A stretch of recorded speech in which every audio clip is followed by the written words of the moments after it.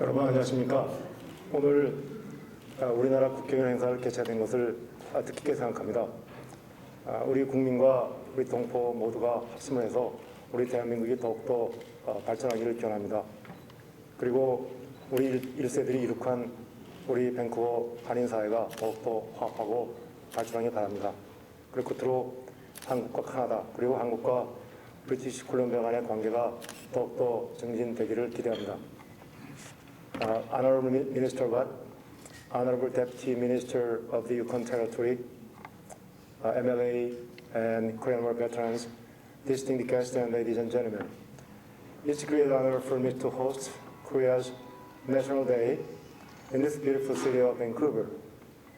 Korea's first king, Dangun, established the nation of Korea more than 4,000 years ago.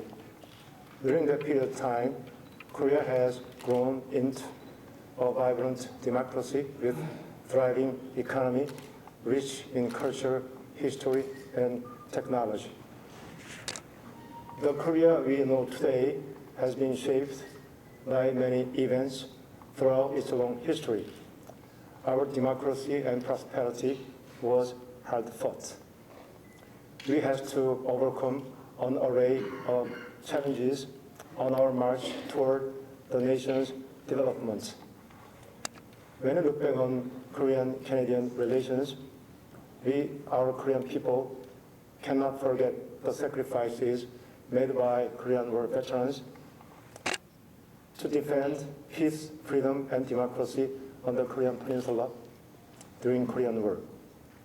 The relations between Korea and Canada have strengthened on the basis of shared history, common values, and strong economic ties since the establishment of diplomatic relations more than 50 years ago.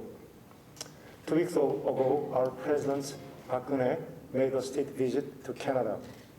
Our President Park and Prime Minister Harper held summit talks and officially signed the free trade agreement between Korea and Canada. The two leaders also agreed to upgrade our bilateral relations from a special partnership to a strategic partnership. At the same time, the two leaders adopted a joint declaration which covers international cooperation, extended bilateral exchanges, and the direction of future relations. The free trade agreement between Korea and Canada will elevate our relations to a new level and expand our cooperation in political, economic, cultural, people-to-people exchange, and other areas. Once implemented, this agreement will bring great benefits for Korean and Canadian economies, business communities, and consumers. It will also create jobs and opportunities both in Korea and Canada. As you know, Western Canada, especially British Columbia, will be the biggest beneficiary of the trade agreement between the two countries. British Columbia currently represents more than 55% of Canadian total exports to Korea, while British Columbia and Alberta represent the biggest destination of Korean investment in Canada. World-class businesses are successfully operating in Vancouver and Calgary. Many of them are involved in coal, oil, sand oil, and pipeline and LNG projects. And some of them are associated with banking, airlines, shipping, tourism, and research and development. Western Canada is also home to Western Canada, including British Columbia, Alberta. The Yukon Territory is home to 100,000 Korean Canadians. This Korean Canadian community has in many ways contributed to Canada's greatest cultural diversity. Korea and British Columbia also have benefited from mutual investments in educational exchange opportunities, as Korean students represent more than 1/4 of international student body in the British Columbia.